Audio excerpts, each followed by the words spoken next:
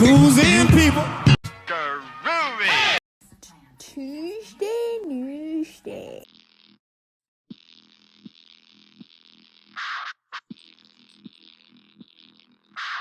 What's today? It's Thursday. Really? Feels like Tuesday.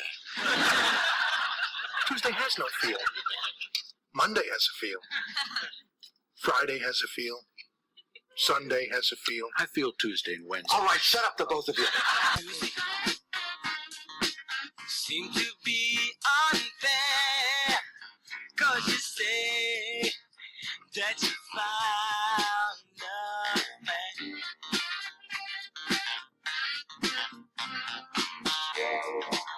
Tuesday break home. Guess you just don't care, 'cause you found.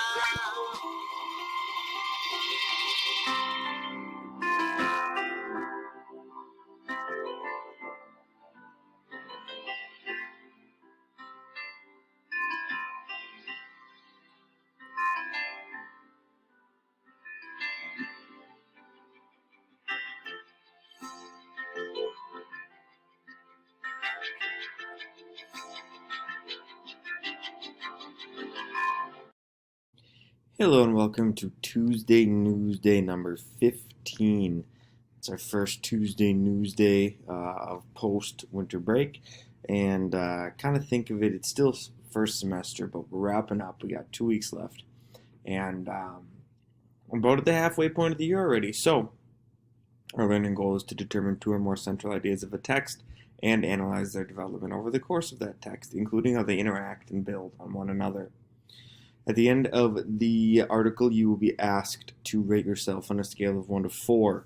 If you put yourself at a 4, that means that you can identify the central idea or ideas and use evidence that the author uses to prove his or her point and explain how the ideas build on one another. If you're at a 3, that means that you can identify the central idea or ideas and you can point to evidence that the author uses to prove his or her point, but you're not really showing me how the ideas build on one another.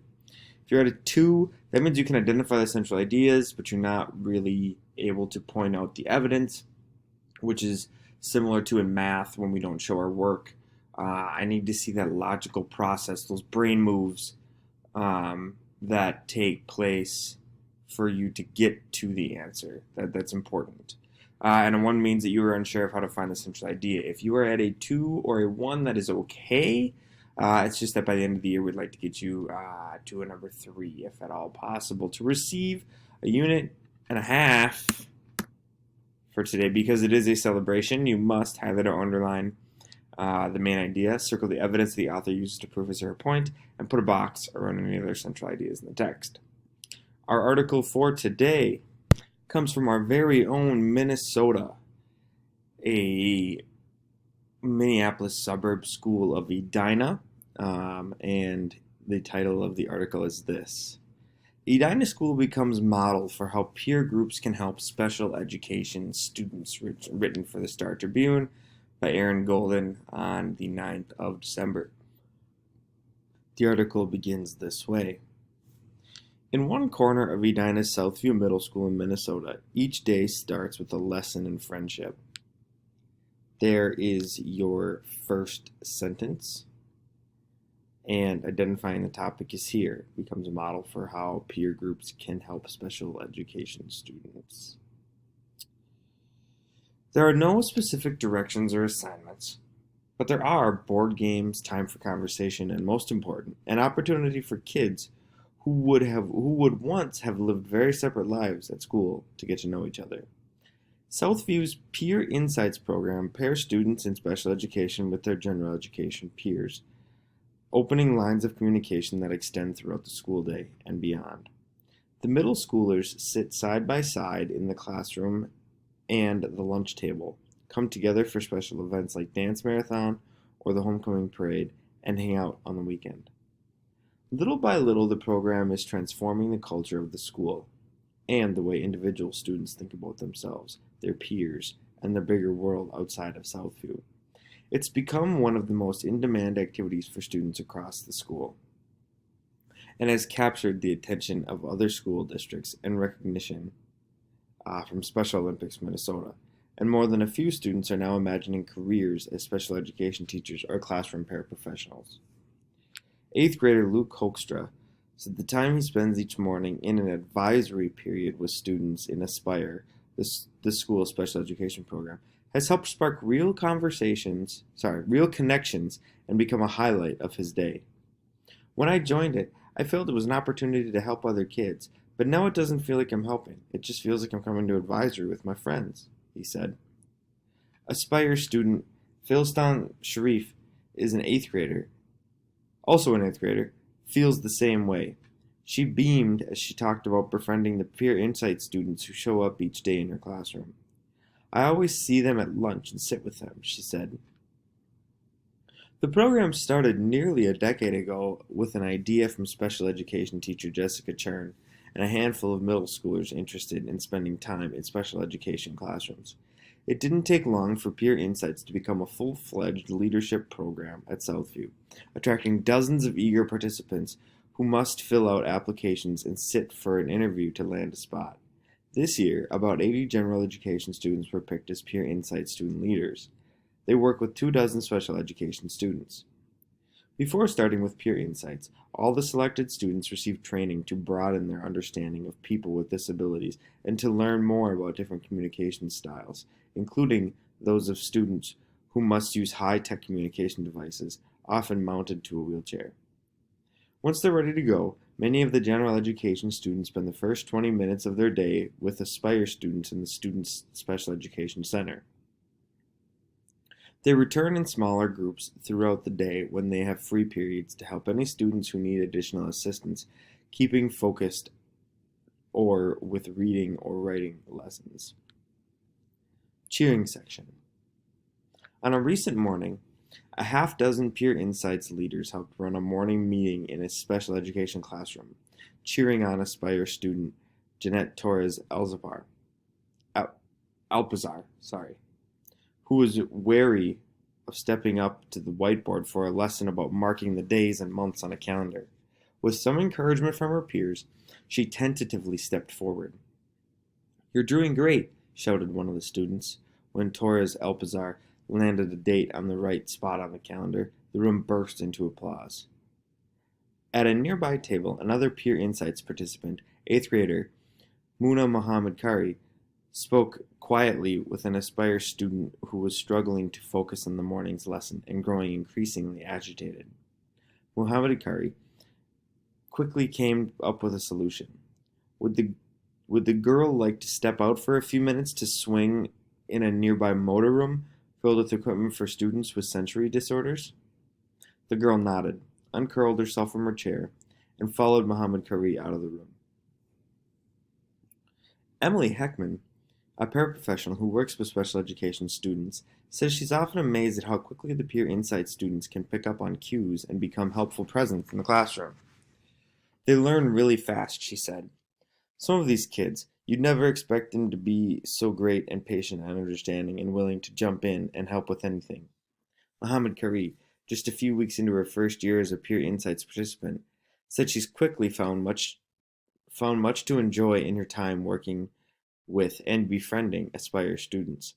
She's realized that something as simple as a walk around the school grounds can be a much-needed reset for everyone involved, including herself. Just being around these kids makes me want to interact with people with disabilities more, either to help or have fun and get to know them better, she said. Sue Sullivan, whose son Dermot is in the special education program, said she's seen the benefits of the program from both sides. Her older son was a Peer Insights mentor before Dermot was paired with the general education students. Even though her younger son is nonverbal and uses a wheelchair, he's built up a group of friends and fans among his schoolmates, including many who run up to greet him when the family is out in the community. The program teaches them that his disability is not something to be afraid of, Sullivan says. It's not weird. Everybody's got differences. Unifying schools.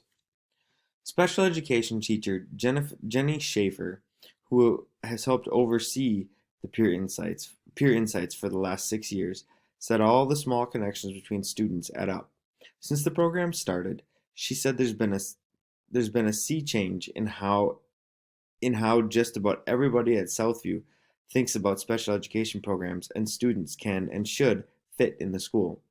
Gone are the days when special education students spent the majority of their day tucked away in specific classrooms, passing other students in the hallway without either group knowing much about the other.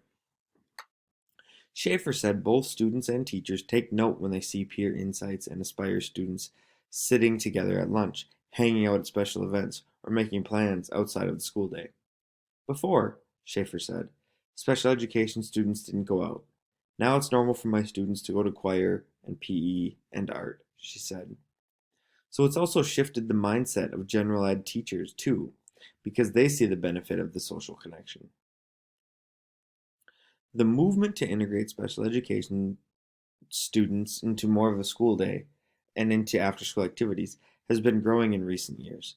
At Southview and elsewhere, school leaders have been working with Special Olympics Minnesota to set up events, athletic groups, and school-wide programs that aim to bring students together and remove barriers.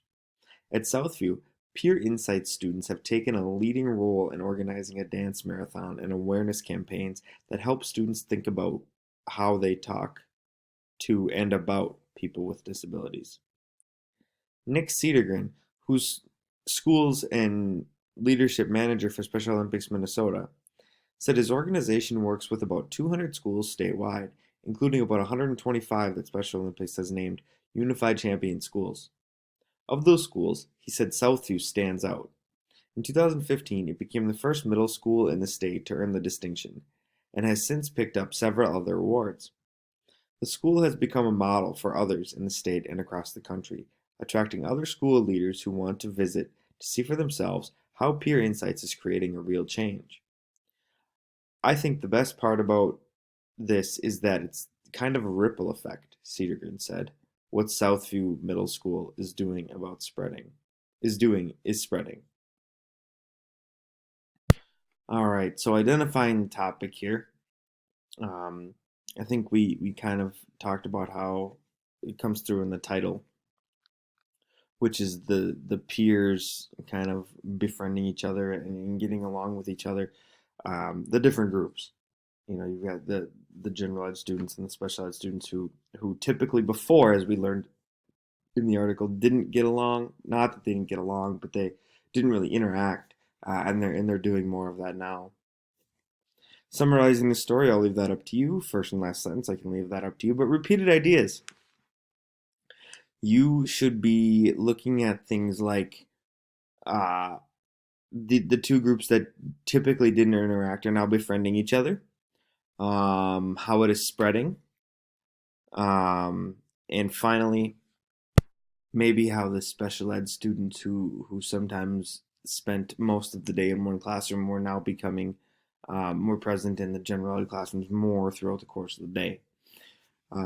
So once you've answered these four things, identifying the topic, summarizing the story, first and last sentence, as well as the repeated ideas, I think you would be able to answer the main idea of the article. Upon completion of this assignment, answering all the questions on the right and the 5 vocab words that go along with these questions here, you have earned a unit and a half for today. And it's a unit and a half, of course, because it is a celebration of a Tuesday, because Tuesdays are the best day of the week. With that, I think I've said all there is to say. And so, adios, amigos.